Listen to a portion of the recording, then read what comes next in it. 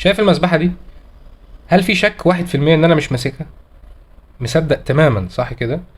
هو ده اليقين، ان انت ما عندكش شك ولا 1%. ان تعبد الله كأنك تراه، فان لم تكن تراه فانه يراك.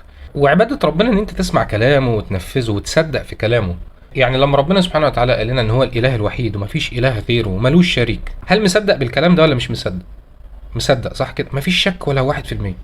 جميل قوي. طيب مصدق لما ربنا قال لنا ان في جنة وفي نار وفي يوم قيامة، وان سيدنا النبي عليه الصلاة والسلام بعث، وان كان في انبياء، وان القرآن ده كلام ربنا؟ مصدق بكده ولا لا؟ مصدق، صح كده؟ مفيش شك، يقينك تمام. طب مصدق لما ربنا قال لنا ان الجبال مش ثابتة وان هي بتتحرك زي السحاب؟ لو فكرت الجزء من الثانية ازاي، اعرف ان انت يقينك مش تمام ولا حاجة. مش ربنا قال الكلام ده يبقى صح. انما ازاي ده هي اللي معطله لك حياتك كلها لحد ما تتخلص منها. وترى الجبال تحسبها جامدة وهي تمر مر السحاب، بتتحرك زي السحاب بالظبط. طب مصدق لما ربنا قال لنا ان الرزق في السماء؟ الرزق اللي هو يشمل الصحة ويشمل الفلوس والجواز والعربيات والبيوت، كل حاجة. هل مصدق بكده ولا لا؟ انت عارف ان في ناس ايام سيدنا النبي عليه الصلاة والسلام ما صدقتش، قاعد يقولوا بيجي ازاي وازاي في السماء، بيفكر بقدرته هو. يا ترى مين اللي رد عليهم؟ ربنا بنفسه رد عليهم. يعني الآية الأولانية نزلت وفي السماء رزقكم وما توعدون، رزقك وكل اللي يخطر في بالك في السماء. ما صدقوش، فربنا راح رد عليهم: فورب السماء والأرض إنه لحق مثلما أنكم تنطقون. إزاي دي ما تخليهاش فيك؟ عارف زي ايه مثلا؟ ولله المثل الاعلى، بقول لحد المسبحه في ايدي فما صدقنيش، فبقول له والله المسبحه في ايدي. انت متخيل يعني ايه ربنا بيحلف؟ مش محتاج يحلف اصلا، من حب ربنا لينا بيقول لنا ازاي دي ما تخليهاش فيك. لان لو وصلت لليقين التام، انا حاطط قانون، هتشوف العجب حرفيا. تحس ربنا بيقول انا الاله وانا اللي خالق الرزق وحطه عندي في السماء، زي ما حاطط المطره في السماء بالظبط. حتى في ناس ربنا يهديهم بيفسروا الرزق هنا، قال لك ده المطر، مش من كتر ما هم مش مصدقين بيقول لك لا لا اكيد ربنا يقصد المطر. يعني ربنا هيقول لنا المطره في السماء؟ طب ايه الجديد يا ما ده عارفينه يعني، احنا مش كلنا شايفين ان المطره نازله من السماء؟ فالناس ما صدقتش فبيقول والله المطره في السماء. اصلا اللي بيقول التفسير ده هو مش مصدق، لان ربنا وصف لنا الرزق بقى عباره عن ايه في ايات تانية. فقلت استغفروا ربكم انه كان غفارا يرسل السماء عليكم مدرارا. يبقى اول رزق، اول نوع من انواع الرزق المطره. ويمددكم باموال وبنين. يمددكم، يمدك من عنده يجيبها لك لحد عندك. ويجعل لكم جنات ويجعل لكم انهارا. في تفسير بيقول ان الجنات والانهار دي اقصى حاجه ممكن تاخدها في الدنيا، اعلى ليفل يعني. فبيقول لك فيما بينهما برضه، لان قال لك وما توعدون. وفي ايه تانية ربنا سبحانه وتعالى بيقول وان من شيء الا عندنا خزائنه. كل حاجه في الخزنه حرفيا. حرفيا انت عقلك مش هيتصور الموضوع، واللي مش مصدق ده مش عارف هو بيتعامل مع مين وبيفكر بقدرته، هو مش عارف مين هو ربنا. بيقول لك وسع كرسيه السماوات والارض. عايزك تملي عينك للسما كده، شوف كده عينك هتجيب لها اخر ولا لا. طب شوف السما قد ايه كبيره. طب نقطه تانية، الارض، هل عينك جايبه الارض كلها؟ جايبه امريكا بقى وجايبه اسيا وجايبه افريقيا؟ جايبه بس الحته اللي انت فيها كده، صح كده؟ بيقول لك بقى وسع كرسيه السماوات والارض. شايف بقى السماوات والارض اللي عينك مش جايبه لهم اخر دول، اصلا الكرسي اكبر واوسع منهم. انت مش عارف انت بتتعامل مع مين. ده احنا ما نجيش 10، احنا مش موجودين اصلا.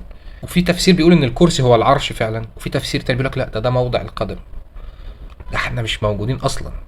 انت بتعبد اله عظيم لاقصى درجه انت مش متخيل. ما هو لدرجه ان انت مش مصدق، انت مش عارف انت بتتعامل مع مين. هو مش ربنا قال ان الله على كل شيء قدير؟ ولا قال في حاجات مش هعرف اعملها؟ طيب ان صدقت بان الله على كل شيء قدير، صدقني هتشوف العجب. يعني بالنسبه برضو للي خايف من الناس واللي خايف من الشيطان، مش ربنا قال لك فلا تخشوهم؟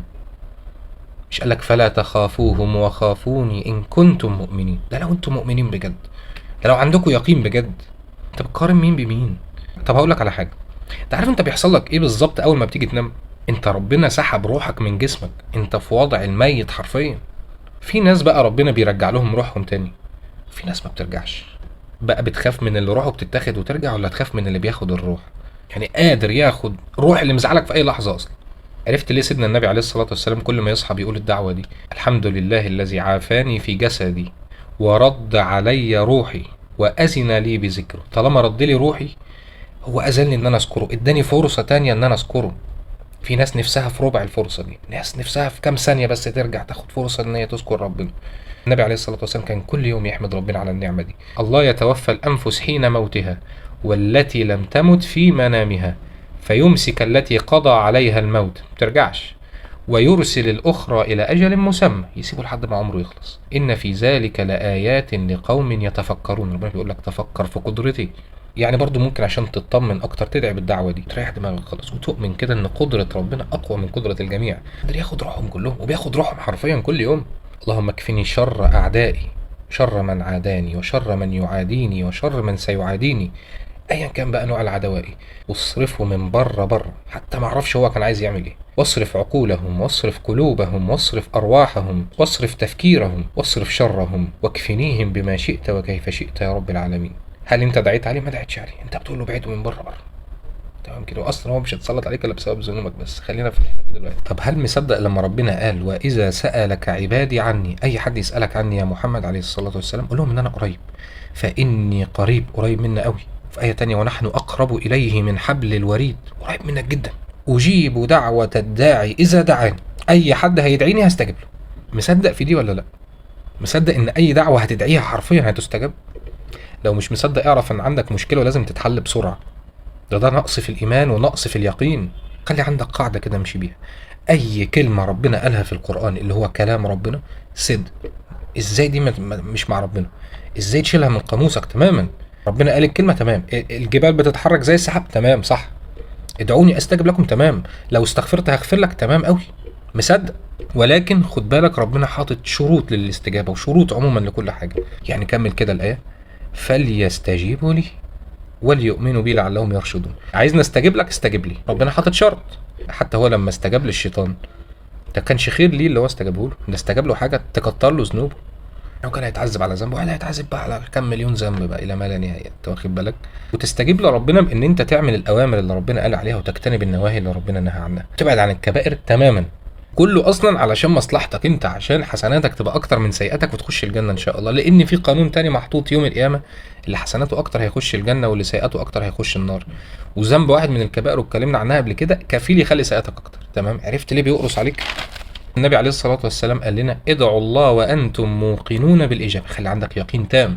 مش ربنا قال كده، مش ربنا قال لك ادعوني أستجب لكم خلاص مصدق، خلاص يا رب كذا، يا رب اعمل لي كذا، مصدق جاية خلاص كده. ولكن امتى هتيجي؟ لما انت تعمل الشروط.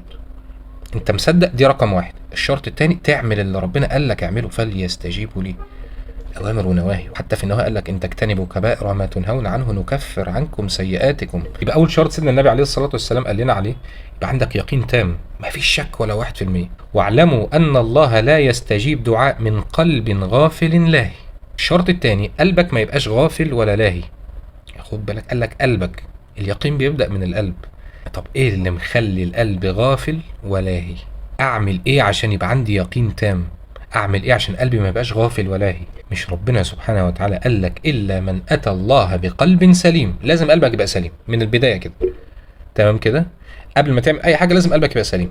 وان الله طيب لا يقبل الا طيب، والطيب هنا عكس الخبيث، اتكلمت عنه بتفصيل اكتر قبل كده. ولكن سيدنا النبي عليه الصلاه والسلام قال لنا في حديث فيما معناه ان مع كل ذنب في نقطه سوداء بتتعمل في القلب، ولو استغفر وتاب بتتشال، ولو زود النقط بتزيد والقلب بيتغلف. مش مستقبل الانوار ومش مصدق في كلام ربنا، مش عارف يصدق اصلا في كلام ربنا، وقلبه بقى غافل ولاهي. الطيار رماه واتلهى في الدنيا، قلبه مش سليم. وربنا حط شرط لازم قلبك يبقى سليم.